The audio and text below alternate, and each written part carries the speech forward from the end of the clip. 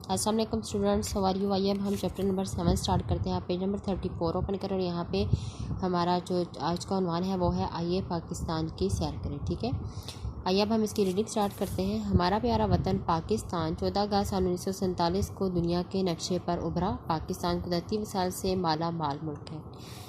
उसकी सोना उगलती ज़मीन में हर तरह की फसलें पैदा होती हैं। इसमें खुशजायका फलों के बागात भी हैं।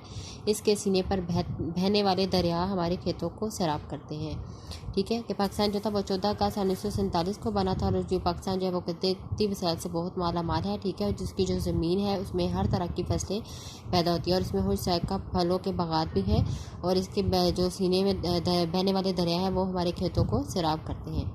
इसमें फलक बोस पहाड़ी चोटियाँ भी हैं। फलक बोस के बहुत ऊंची। ठीक है, गीत गाती आबशारें, आबशारें कहते हैं पहाड़ों के दामन से फूटने वाला जो कुदरती चश्मा होता है। ठीक है, उसको आप कहते हैं आबशारें। इसके हुस्न को चार चांद लगाती हैं। अल्लाह ताला ने हमारे मुल्क को समुंदर से भी नवाजा है। पाकिस्तान की सरजमीन में चार सूबों पर मुश्तमिल है। इन सूबों में पंजाब, सिंध, खैबर पख्तूनख्वा और बलूचिस्तान शामिल है। हर सूबा पाकिस्तान की तरक्की और खुशहाली में अपना किरदार अदा कर रहा है। ठीक है, कि हर जो सूबा है वो अपनी वो तरक्की और खुशहाली में अपना अपना किरदार अदा करे है। कोई किसी सूबे का रहने वाला हो वो पाकिस्तान के साथ दिलो जान से मोहब्बत करता है। ठीक है, कि वो किसी भी सूबे से ताल्लुक़ रखता है, चाहे वो सिंध से है, पंजाब से है, बलूचिस्तान से है, वो एक पाकिस्तानी है और वो पाकिस्तान से दिलो जान से मोहब्बत रखता है। बलूचिस्तान रकबे के लिहाज से पाकिस्तान का सबसे बड़ा सूबा है। ठीक है, बलूचिस्तान जो है वो रकबे के लिहाज से सबसे बड़ा सूबा है। इसका दरअल हुकूमत कोयटा है। इस सूबे की आबादी गुंजान नहीं, करीब 70 लाख लोग इस सूबे में आबाद हैं। ठीक है, ये इस रकबे के लिहाज से सबसे बड़ा सूबा है। बलूचिस्तान की सरहदें पाकिस्तान के बाकी तीनों सूबों से मिलती हैं। यहाँ बोली जाने वाली बड़ी बड़ी ज़बानों में बलोची, ब्राहिवी और पश्तो शामिल है। ठीक है, यहाँ पे बलोची ज़बान बोली जाती है, ब्राहिवी और पश्तो ज़बानें बोली जाती हैं। बलूचिस्तान के कुछ हिस्सों में सिंधी ज़बान भी बोली जाती है। ठीक है, बलूचिस्तान का ज़्यादातर रकबा बंजर पहाड़ों पर मुश्तमिल है। ठीक है, यहाँ सर्दियों में खूब सर्दी पड़ती है। गर्मियों के मौसम में दर्जा हरारत खूब बढ़ जाता है और गर्मियों में ज़्यादा गर्मी पड़ती है और सबसे ज़्यादा जो गर्मी पड़ती है वो सिब्बी यहाँ का गर्म तरीन मकाम है। ठीक है, 26 मई सन 2010 को यहाँ वो गर्मी पड़ी कि अलमानुल हफीज़, ठीक है, कि अल्लाह की पनाह, अगले पिछले सभी रिकॉर्ड टूट गए। इस रोज़ इस मकाम का दर्जा हरारत 53 डिग्री सेंटीग्रेड रहा। ठीक है, कि वो इस कदर उस दिन शदीद गर्मी थी कि तमाम रिकॉर्ड जो अगले पीछे थे वो टूट गए थे। पहाड़ी इलाका होने की वजह से यहाँ कभी कभार ज़लज़ले भी आते हैं। 1935 में आने वाले एक शदीद ज़लज़ले से कोटा शहर बिल्कुल मलियामेट हो गया था, कि जो कोटा शहर था वो उस सन 1935 के ज़लज़ले की वजह से बिल्कुल तबाह बर्बाद हो गया। मलियामेट हो जाना, तबाह बर्बाद हो जाना। ठीक है, बलूचिस्तान की सरजमीन फलों की पैदावार के लिहाज से मशहूर है। ठीक है, यहाँ पे के जो फल है वो बहुत मशहूर है। पाकिस्तान का 90% अंगूर यहाँ पैदा होता है। चेरी और बादाम भी वाफिर मिकदार में पैदा होते हैं। यहाँ पैदा होने वाले दीगर फलों में खुबानी, आड़ू, अनार, सेब और खजूर शामिल हैं। ये सुबह मादनी वसाइल से भी माला माल है और यहाँ सुई के मुकाम से कुदरती गैस भी निकलती है। ठीक है, जो कुदरती गैस है वो सुई के मुकाम से निकलती है। बलूचिस्तान में हाल ही में ग्वादर के मुकाम पर बंदरगाह तमीर की गई। ठीक है, अंडरलाइन करें आप इसको। इस सबक को एक एजाज़ भी हासिल है कि क़ायद-ए-आज़म रहमतुल्लाह अलैह ने ज़िंदगी के आखिरी आयाम इसी सूबे के एक सेहत अफ़ज़ा मकाम ज़ियारत में गुजारे थे। ठीक है, जो ज़ियारत है वो सूबा बलूचिस्तान का इलाका है। तो क़ायद-ए-आज़म ने जो अपनी ज़िंदगी के जो आखिरी दिन थे वो उन्होंने वहाँ पे गुजारे थे। ठीक है, बलूचिस्तान में पगड़ी लिबास का अहम हिस्सा है। यहाँ घुटनों तक लंबे कुर्ते और घेरदार शलवारें पहनने का रवाज है। ठीक है, इनकी जो कुर्ते होते हैं वो लंबे होते हैं और घेरदार शलवारें होती हैं। बलूची ख़वातीन ख़ास किस्म का लिबास पहनती हैं। इनकी कमीज़ के सामने की जानिब लंबी जेब लगी होती है। ये आमतौर पर कमीज़ पर कढ़ाई की होती है और इस पर शीशे का काम होता है। यहाँ की औरतें बड़ी सी चादर भी इस्तेमाल करती हैं। ये तो हमने पढ़ा सुबह बलूचिस्तान के बारे में। अब हम आइए पढ़ें सुबह पंजाब के बारे में, और हम रहते हैं सुबह पंजाब में। ठीक है, पंजाब दो लफ्ज़ों पंच और आप से मिलकर बना है। ठीक है, पंच और आप, पंच का मतलब पाँच और आप का मतलब होता है पानी। ठीक है, पंच के मायने है पाँच और आप के मायने है पानी के। गोया पंजाब के मायने हुए 5 दरियाओं की सरजमीन। इस सूबे की सरहदें भी बाकी तीनों सूबों से मिलती हैं। पंजाब का दारुल हुकूमत लाहौर है और इसे पाकिस्तान का दिल भी कहा जाता है। ठीक है, लाहौर को पाकिस्तान का दिल कहा जाता है। ये शहर सदियों से इल्म और सकाफत का मरकज़ रहा है। मुल्तान, फैसलाबाद, सियालकोट, गुजरांवाला और बहावलपुर का शुमार पंजाब के बड़े शहरों में होता है। ठीक है, कि पंजाब के जो सबसे बड़े शहर हैं वो कौन कौन से हैं, अंडरलाइन करें। मुल्तान, फैसलाबाद, सियालकोट, गुजरांवाला और बहावलपुर पंजाब के बड़े शहर हैं। ठीक है, नेक्स्ट देखें। फैसलाबाद को पाकिस्तान का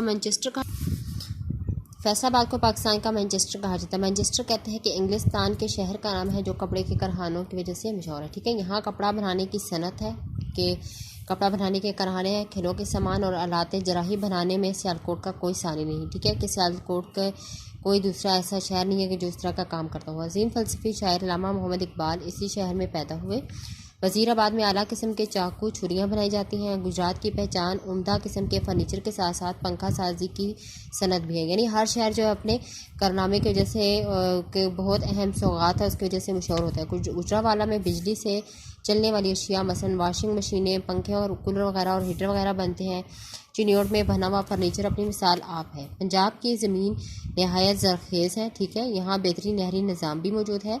ज़मीन की ज़रखेज़ की वजह से फसलें खूब उगती हैं। ठीक है, कि पंजाब की जो ज़मीन सरज़मीन है वो बहुत ही ज़रखेज़ है। ठीक है, वहाँ पे जो फसलें हैं वो खूब उगती हैं। मसलन गंदम, कपास, गन्ना और चावल यहाँ पैदा होने वाली मशहूर फसलें हैं। ठीक है, अंडरलाइन करें। और सबसे अहम बड़ी बात, छांगा मांगा का जंगल है वो अपनी नौयत के लिहाज से दुनिया में इनफरादियत रखता है और ये 1,12,510 एकड़ पर फैला हुआ है। ये दुनिया का सबसे बड़ा जंगल है जिसे खुद उगाया गया है। ठीक है, चोलिस्तान के रेगिस्तान भी इसी में सूबे में है। यहाँ केवड़ा के मुकाबले दुनिया की दूसरी बड़ी नमक की कान है और यहाँ पे नमक की दूसरी बड़ी कान भी मौजूद है।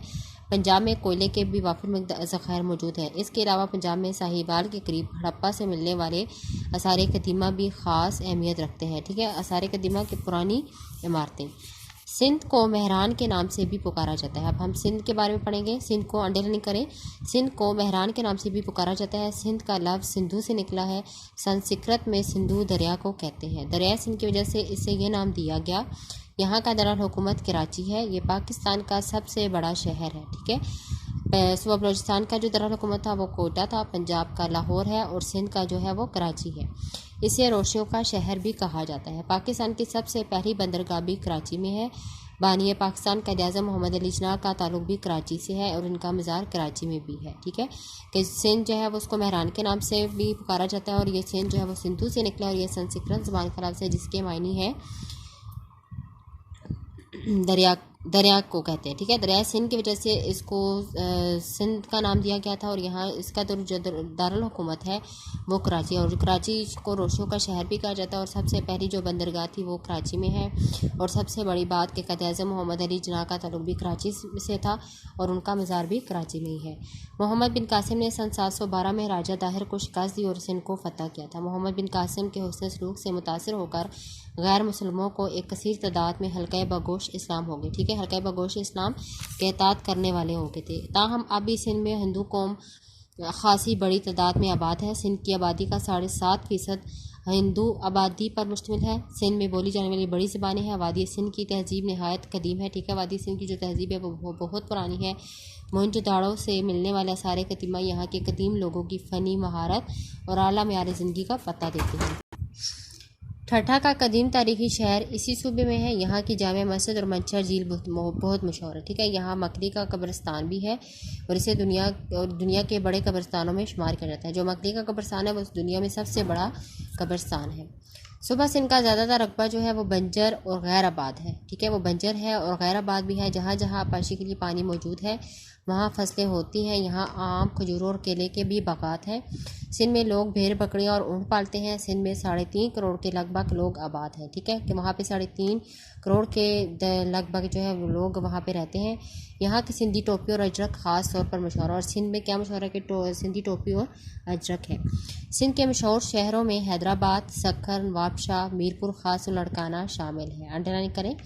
खैबर पख्तूनख्वा का पुराना नाम शुमाल मगरबी सरहदी सूबा था और इसका दारुल हुकूमत पेशावर है। मर्दान, डेरा इस्माइल खान, एबटाबाद, हरीपुर और बनो इसी सूबे के मशहूर शहर हैं। यहाँ ज़्यादातर लोग पश्तो ज़बान बोलते हैं। खैबर पख्तूनख्वा के मशरक़ी हिस्सों हज़ारा डिवीज़न, ख़ास तौर पर एबटाबाद, मानसेरा और हरीपुर में हिंदू को बोली जाती है। ठीक है, आपने दरिया खैबर का नाम तो सुना होगा, ये भी इसी सूबे में है। अफ़गानिस्तान जाने के लिए इस पहाड़ी दर्रे में से जो गुजरना पड़ता है, ठीक है। इसकी लंबाई 53 किलोमीटर और ये सूबा अपने कुदरती नज़ारों की फरावानी की वजह से बहुत मशहूर है, ठीक है। कसरत फरमानी कहते हैं कसरत को। सवात और कागान की वादियों का फितरी हुस्न देखकर इंसान हैरान रह जाता है। यहाँ झील सैफुल मलूक भी इस कदर हसीन और दिलकश है कि इंसान इसके मनाज़र में खोकर रह जाता है। दुनिया भर से आने वाले सयाह इन इलाकों की सैर करते हैं। सयाह के सैर करने वाले, ठीक है, सफ़र करने वाले सवात की वादी इस कदर हसीन और जमील है कि इसे पाकिस्तान का स्विट्ज़रलैंड भी कहा जाता है। जो सवात की वादी है उसको स्विट्ज़रलैंड कहा गया है, ठीक है। ये सुबह खैबर पख्तूनख्वा के लोग अपनी मेहमान नवाजी और जफाकशी की वजह से शोहरत रखते हैं। यहाँ गंदम, मकई, तंबाकू के अलावा मुख्तलिफ फल भी पैदा होते हैं। तो आपने देखा पाकिस्तान के जो चारों सूबे हैं वो अपनी जो है किस किरदार और तरक्की के लिहाज से अहम किरदार अदा कर रहे हैं और किस तरह हमारे जो चारों सूबे हैं वो एक कुदरती वसाइल से माला माल है। आप इस चैप्टर को रीडिंग करें और इसको समझ के पढ़ें।